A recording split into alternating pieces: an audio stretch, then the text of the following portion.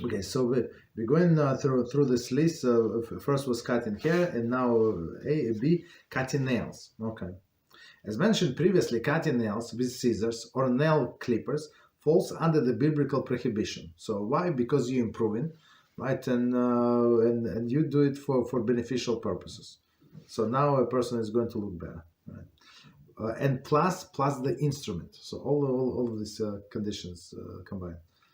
Prohibited sharing, whereas biting of the tearing of the nails, like with the hands, is prohibited rabbinically. The rabbis granted one dispensation for other prohibitions of biting and tearing nails. If nail became detached more than halfway, right, as we said before, and it is painful, and the nails are very painful, right, when it's like broken something, right, one is permitted to bite off or tear off, right, but again, it must be detached halfway. Since the nail already mostly detached and is source of pain, so two conditions, the rabbis did not prohibit removing it in unusual fashion, right? In unusual fashion, again, it's half off, like it's almost completely off, so in some sense, right? And plus pain, so we can do. But the problem is, right?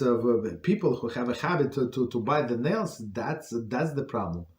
That's the problem, because for them it's a normal way of removing the nails, right? So if for me the normal way to take scissors and cut them, right? But for them the normal, they never use scissors, never ever.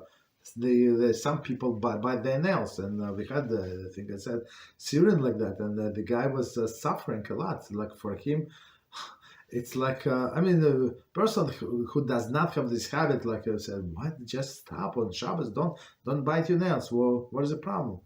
But just because we don't understand some, like same sense, we don't understand a person who smokes, like how he suffers not to smoke on Shabbos.